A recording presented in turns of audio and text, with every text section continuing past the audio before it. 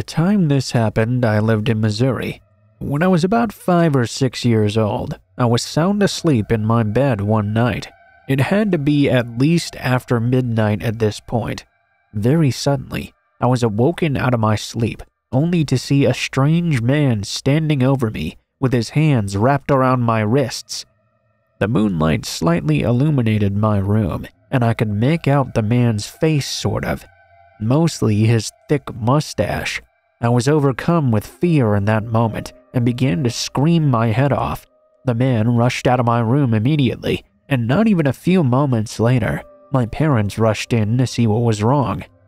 I was crying my eyes out and told them what had just happened. My dad thoroughly searched the house, but nothing was found that night. My parents did their best to calm me down, and my mother slept by my side until I fell asleep. Later that very same night, even further into the evening, that same thing happened again. This time though, he was a lot gentler with grabbing my wrists. I imagine he thought if he was a little more gentle, he would be able to kidnap me while I was asleep. I'll never forget the shriek I made in that moment. You can't even begin to imagine the fear. That person was somehow in my home once again and trying to take me away forever. Once again, he ran away. My parents let me sleep in their bed for the rest of the night. When I finally became a teenager, my mom and I were talking about that incident. She told me that apparently while I was outside playing with my dad earlier that day, she was bathing my 6-month-old brother when she'd noticed someone walk past the bathroom quietly as possible. At that point, alarm bells were going off in her head, of course. She then began to hear these strange noises coming from the bedroom. She wrapped my brother up in a towel and carried him in her arms. She went outside as fast as she could. She thought the man was trying to bait her to come inside alone. My father went into the house instead and checked everywhere, but there was no one to be found. My parents' theory is that they were somehow able to get in from the back door, which led to the unfinished basement. What creeps me out, though, is that he was so quiet. Everything in the home remained untouched when he intruded. I always think about what would have happened if I just slept through all of that. I could have easily been kidnapped, or even worse, killed. My parents wanted to get out of this house as soon as possible. Of course we didn't feel safe. They sold it ASAP and moved us into a 2-bedroom apartment while our new house was being built elsewhere. I was very sad to move, of course, and I missed my friends a whole lot, but my safety was more important than anything else.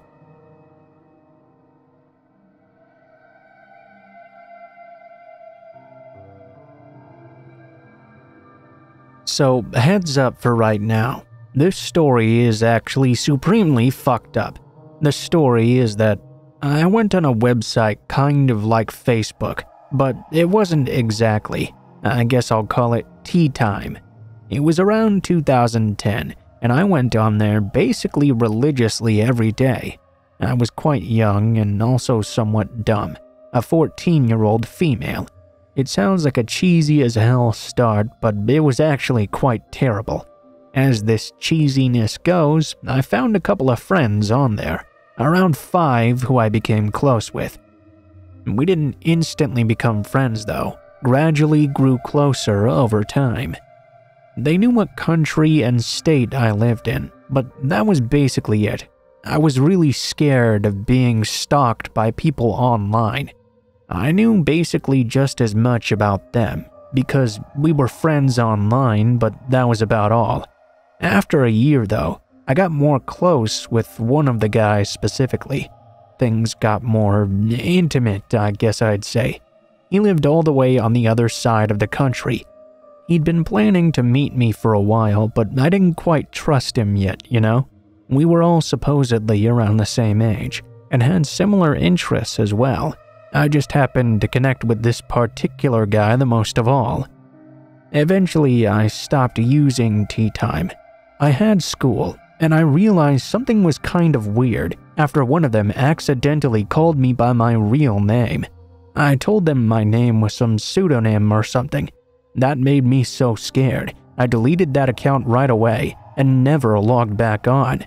Then I completely forgot all about that messaging app. Well, what I hadn't seen in the meantime was all of the threatening messages sent to me over and over, telling me to get back on tea time or else. That person didn't seem to care about me at all. He told me my address, my full legal name, where I went to school.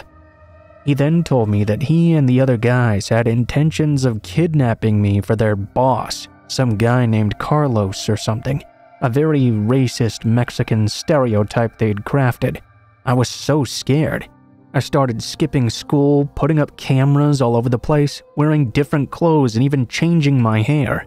November 2012, they finally showed up at my house one day out of nowhere, a day I'd skipped school. They'd brought pistols with them, it seemed, and what looked to be a machete type of knife. I did what I thought was best at the time. I hid in the closet in my room and called the police right away. The faces they made while searching my house for me will haunt me to this day. They made me feel super insecure about myself while insulting me and told me all the crazy and sadistic things they would do to me if they found me, cutting my skin open, breaking all of my fingers, shoving the knife up my ass. I was mortified. I was so scared in that moment, I forced the lock on my closet so it would stay locked from the inside. When the police arrived, it took them 5 minutes to break me out. I was crying my eyes out, and I was more scared than I'd ever been. Somehow, the police weren't able to catch those guys. I never found my closure. I did find some further information on them though because of others who seemed to have similar problems. It turned out that each of these guys was apparently 40 years old. There was a guy that picked people who looked particularly young to pretend to be young girls and boys and try to befriend kids online. To this day, I still haven't told anyone really. Many times after, I'd skip school out of paranoia and try to play it off as just being sick. I did my best to change everything about me so they wouldn't recognize me again. I have extreme trust issues now. I feel like sharing this did help me get it a bit off my chest. Before then, I'd only told the police and other people involved in the investigation what happened to me. When people say to be careful on the internet, please be sure to keep that in mind.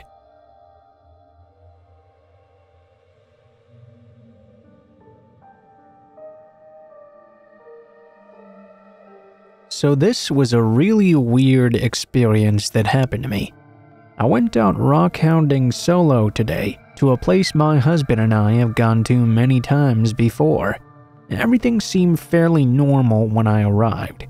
It's a fairly secluded area of the creek with a rock bar in the middle and a small patch of woods to the left. There's a far denser forest off to the right. I crossed the creek and set up my gear on the rock bar. I grabbed a bag and started walking up along the creek. About 45 minutes into this, I kept on glancing up at the forest. I didn't know why at first, but I just kept on getting this eerie feeling. Every now and again, I'd hear a couple of thumps somewhere out there in the woods. But, you know, it's nature. I tried not to think too much of it. After about 15 minutes more, though, I suddenly heard a very quiet meow. I was so focused on pulling up clay that I instantly stood up. I was extremely confused. I couldn't have just heard a house cat meowing out here, could I? 10 minutes went by. I was now walking further up the creek, and damned would I be if I didn't hear it again. I stopped instantly. I'd for sure just heard a cat's meow. How strange. But something seemed really off about it. I started to feel real uneasy now. I turned around and headed back to my site. Something about the sound I'd heard wasn't quite right. It was like a matter-of-fact meow, if that makes sense. I don't know how else to explain it. About 5 minutes into the trek, I could hear that meowing sound behind me now. I was sweating like crazy because of the heat, but that instantly made me feel cold and clammy. The hair stood up on the back of my neck. I knew what I was supposed to be hearing, a single meow, but it wasn't coming from a cat. The sound was now closer, and I could tell it sounded like someone imitating a cat's meow. I kept focused on getting back to my site. 5 minutes later, another meow from behind me. This is where I realized that things were getting really concerning now. And that sound was coming from the same distance behind me, no matter how far I kept walking or how fast. Finally, I reached my site once more. I pulled out my drinks and took a moment to rehydrate. That's when another cat's meow sounded right next to me. This time, I knew with everything in me, this was not a cat following me. I calmly gathered up my gear and began the trek across the creek to the path to my car. This time, right from behind my ear, a meow came. I sprinted across the creek and hunched down in a pit. I'd parked my car right next to the edge of the forest, and I was really starting to lose my shit now. I grabbed my keys and mace out and put my gear on me so I could dive into my car and rearrange later. That's exactly what I did. I dove right in.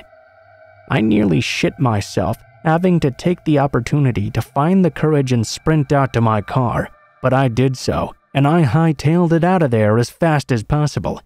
I want to hear your guys' thoughts on this. The rational answer is that someone was just screwing at me, but why would they be so far out into the woods? It was like 200 acres of forest. I just don't know.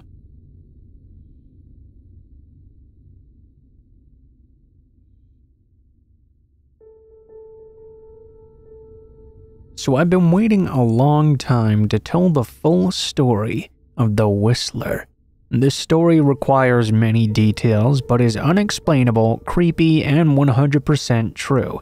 When I was about 8 years old, I was taking my dog for a walk through the neighborhood with my mother. It was maybe 11 p.m. or so. We lived right next to a swampy woods area on the edge of our neighborhood in Lansing, Michigan. I remember it was very silent and slightly windy as well. From somewhere down out in the swamp, we could hear someone whistling at us. It sounded sort of like a bird at first, but each whistle was different enough, with a lack of consistency made it sound human-like. I can't really even begin to describe it. My mom had this concerned, terrified look on her face. She grabbed my hand and said we should go back inside quickly. I didn't understand because I was too young, but seeing my mom freak out made me freak out too. After a while though, I just kinda forgot about it. 2 years later, I was taking my dog out again, this time late at night. There was a large bush that could easily obscure a person behind it, right next to our front door. As I was finishing up our night walk, that whistling noise started again. Same pitches, same inconsistent human-like tones.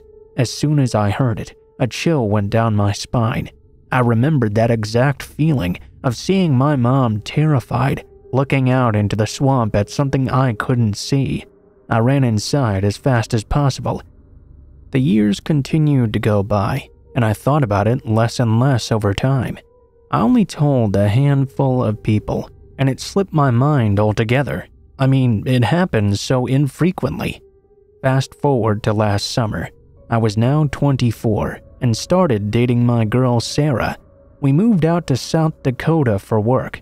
For Independence Day, we decided to go to Pierre, South Dakota, and watch the fireworks along the bank of the Missouri River.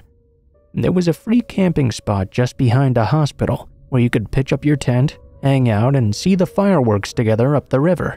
We were near the end of the campground, and there were very few people around us. As it was getting dark, the fireworks began to pop off. They were pretty far away, so the illumination they brought us was very little. We actually had to sit right at the edge of the river to be able to see them. A giant thunderhead was moving in, and it seemed a storm was imminent. The air seemed almost electric, and the wind was now picking up. The atmosphere was quite eerie, to say the least. The police had herded all the other boats off of the river, and had left our area to do that elsewhere as well. Most of the other campers were walking along the riverbank to get a better view of the fireworks. Sarah and I just kinda stayed back, drinking PBR tall boys and kicking it. Suddenly, we began to hear the sound of a paddle methodically dipping into the water. We saw a figure steering a canoe about 20 meters offshore. Sarah decided to go get some more beers from the car, leaving me all alone to stare at this mystery person. All of a sudden, they started to whistle at me. My entire body was frozen, covered in goosebumps. It was that exact same whistling sound from my childhood, now more than a decade later. I looked over to that figure. It was much too dark to discern who it could be. They seemed to be wearing a big hat. When perpendicular to the shore from me, they stopped paddling altogether.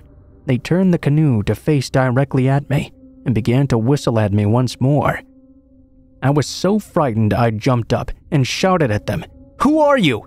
They didn't say anything, just whistled a couple of more lines, then turned the canoe 180 degrees and paddled all the way out of sight. I'm a videographer, so I already had my camera by my side and was taking video of the fireworks at that moment. As the canoe was almost out of sight, I grabbed my camera and got a shot of them whistling as they paddled away. When Sarah came back from getting beers, she was very confused as to why I was so freaked out now. When I explained, she freaked out a bit too. I was convinced we would both be murdered or something that night. How would this whistling person manage to follow me after 14 years all the way to South Dakota? Was it just a coincidence? Why were they whistling the exact same tune then? Who was that person and where were they going? So many questions were left unanswered. To this day, I'm more afraid of being outside in the dark where I might hear that whistling once again. I'm open to any explanations.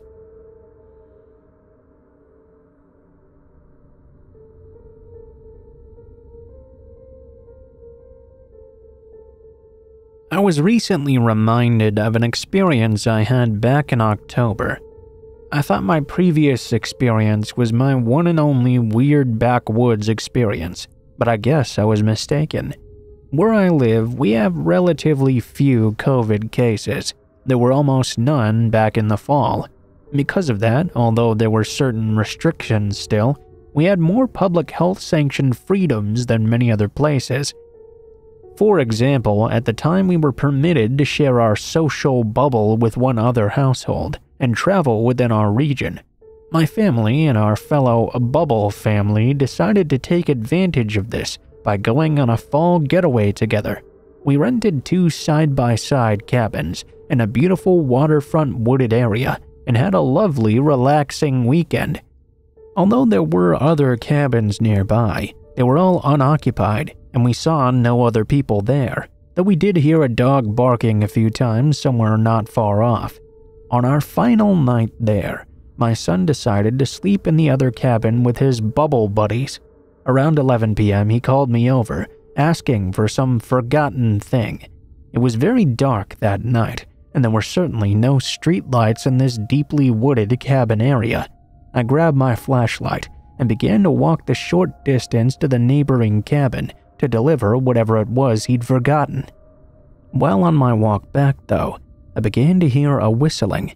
It was a very human-sounding whistle, the kind someone would make when calling back a dog or something. It sounded very close to me. Shining my light around into the woods, though, I couldn't see anybody there. I heard it once more. I'd assumed it was someone whistling for the dog we'd heard earlier, so I didn't think much of it in that moment. A short time later, another call came from next door. It seemed my son couldn't settle down and wanted to come back over to our cabin. This time, my husband and I walked over together.